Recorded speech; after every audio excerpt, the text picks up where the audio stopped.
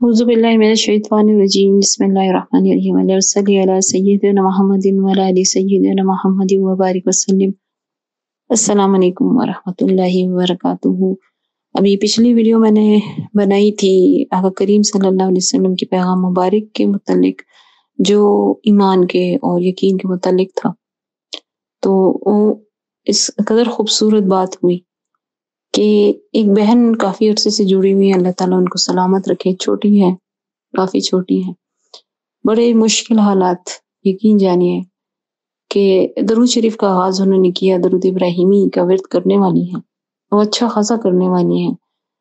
اور ذرا in touch رہی۔ بہت سے مسائل تھے، آپ لوگ ایک مسئلے کی ہوتے ہیں، گھر میں بیماری بھی تھی، تنگ دستی بھی تھی،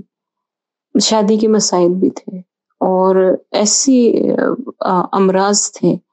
جو اگر عام بندے پہ آ جائیں تو شاید وہ گھر چھوڑ کے ہی بھاگ جائے۔ لیکن اس بہن کو میں نے یہی کہا تھا کہ آپ نے استغفار اور درود شریف کو نہیں چھوڑنا، کوئی وظیفہ نہیں کرنا، اپنا حصار اسی کو بنائیں، اپنا ورد اسی کو بنائیں۔ بے شک سب سے پہلے 5 وقت نماز ہے،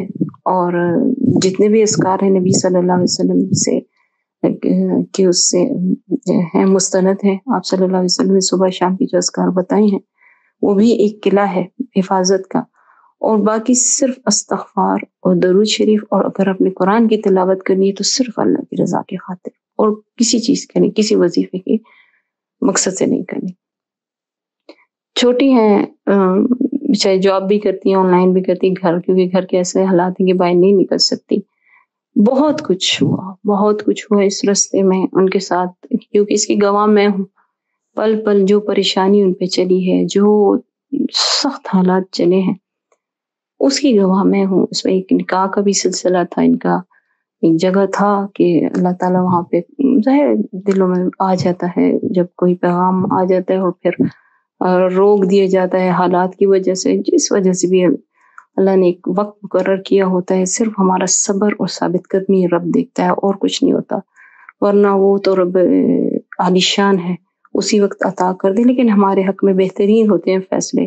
کہ جو ہم چیز ایسا لگتا ہے کہ ابھی ہمیں ملنے والی ہے، اس کو ہم سے دور کر دیا جاتا ہے چند سال مزید،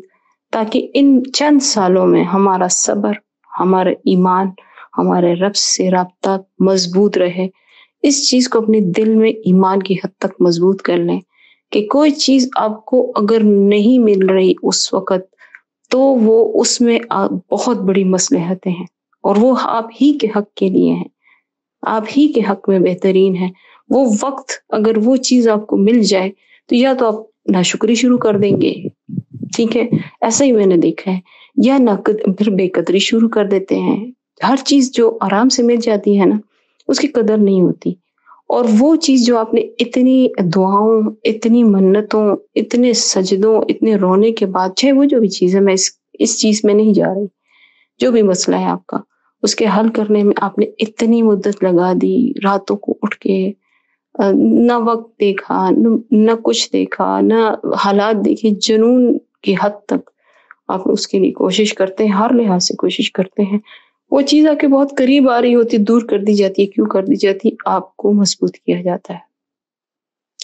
ہو سکتا ہے وہ چیز آپ کے حق میں بہترین نہیں تھی، لیکن آپ نے اس قدر خلوص سے مانگی کہ وہ آپ کو عطا کی جا رہی ہے، لیکن وہ دور کر دی جا رہی ہے تاکہ وہ جو درمیان میں جو چیزیں ہیں، جو گنجائش نکلتی ہے کسی چیز کے خراب ہونے کی، وہ نکال دی جائے، آپ کو اس قدر قدردان اور فکر مند اس کے حصول کے لیے بنا دیا جائے کہ جب وہ آپ کو حاصل ہو تو واقعی ہی آپ اس چیز کو انجوائے کر سکیں ان حالات میں، اور اپنے رب کا شکر ادا کر سکے، اور آپ کا ایمان اس قدر مضبوط ہو جائے کہ آپ کا رابطہ کوئی چیز اپنے رب سے نہ توڑ سکے۔ ان بہن کے ساتھ بھی یہی ہوا، بہت قریب آتی ہوئی منزل دور کر دی گئی، اور میں نے اس کو یہی کہا، ہٹنا نہیں ہے پیچھے، تمہارے گھر میں پتہ نہیں تمہاری کتنی ضرورت ہے، فی الحال اس گھر میں ضرورت نہیں ہے، لیکن ہوگا ضرور، تمہارے نصیب میں تمہیں اللہ نے یہ لکھ کے دیا ہے، اگر تو ہوگا ضرور۔ بس خلوص کے ساتھ یہی مانگو کہ یا اللہ آپ کی رضا ہے تو عطا کیجیے، ورنہ نہیں چاہیے۔ جہاں پہ آپ کی خوشی نہیں، جہاں آپ کی رضا نہیں چاہیے۔ بہت اچھی بچی ہے، ثابت قدم رہی، حیا عزت کے پورے ان دائروں میں رہتے ہوئے نہ رابطے رکھے نہ کچھ رکھے، اللہ پہ چھوڑا، اللہ تعالیٰ نے قبول کیا۔ 3-4 سال اس دوران گزرے اور بڑے سخت گزرے، کون سے حالات ان پہ نہیں آئے، اگر اللہ نے منزل دینی ہوتی ہے تو آخر کار چند دن پہلے ان کا نکاح ہو گیا۔ ان کے گھر کے حالات بھی بہت اچھے ہو گئے، اس قدر اچھے ہو گئے، بہتر ہو گئے کہ سکون آنا شروع ہو گیا، اور یقیناً اب انشاءاللہ تعالیٰ آگے بھی نکاح کے بعد کے اسباب اللہ تعالیٰ ہی پیدا کرے گا۔ میں نے ان کو کہا کہ وہی بس جس سے منزل ملی ہے، اس منزل کا ایک ہی رستہ ہو، جہاں پہ آپ کی منزل ہے اور جس رستے پہ آپ چلتے ہیں وہی آپ کا رستہ ہوتا ہے، اس کو تبدیل نہیں کرنا، کسی شارٹ کٹ پہ مت جانا، کسی اور چمکتے دمکتے سبزہ کی طرف مت دیکھنا کہ یہ اس طرف سے ہو کے گزرے گا میری منزل کی طرف۔ یہی تمہاری منزل ہے، یہی زندگی کا وظیفہ بنا لو، اللہ اور رسول اللہ صلی اللہ علیہ وسلم استغفار بھی کرتی رہنا اور درود شریف میں پڑھتے رہنا۔ آپ کو بھی کہہ رہی ہوں، یقین رکھیں ضرور ملتی ہے منزل، بس آپ نے مایوس نہیں ہونا اور آپ نے اپنا رستہ نہیں بدلنا۔ اللہ تعالیٰ ہم سب کے دلوں میں درود کی عظمت، محبت اور وہ کیا کہنا چاہیے، میں اس کو ایک خاص لفظ جو میرے زبان پہ نہیں آ رہا، شاید میرے رب کی حکم یہی ہے، لیکن محبت اور استقامت آپ کو درود کے راستے میں مل گئی، اور صرف محبت میں مل گئی آقا کریم صلی اللہ علیہ وسلم کے، تو یہ آپ کا بینک ڈپازٹ ہوتا ہے درود شریف پڑا ہوا۔ اگر آپ کو اس وقت کام نہیں دے رہا، جیسے آپ کے بینک میں ایک رقم ڈپازٹ ہوتی جاتی ہے، آپ کو پتہ ہے کہ یہ ڈپازٹ ہو رہی ہے اور کسی مشکل وقت میں کام آ جائے گی، تو یہ آپ کا درود شریف بھی وہی بینک کا جو ہے وہ آپ کا بینک اکاؤنٹ ہے، جب آپ کو ضرورت ہوگی یہ آ کے کھڑا ہو جائے گا، اور پھر آپ کی تسلی بھی ہوتی ہے نا کہ میرے پاس اتنا ہے میرے بینک میں، اگر مشکل حالات آئی تو نکال کے اس کو استعمال کر سکتا ہوں یا کر سکتی ہوں۔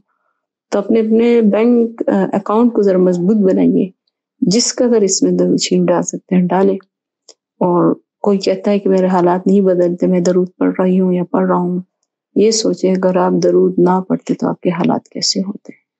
اللہ تعالیٰ ہم سب کو سمجھ عطا فرمائے اور اس پر عمل کی توفیق عطا فرمائے۔ السلام علیکم ورحمۃ اللہ وبرکاتہ۔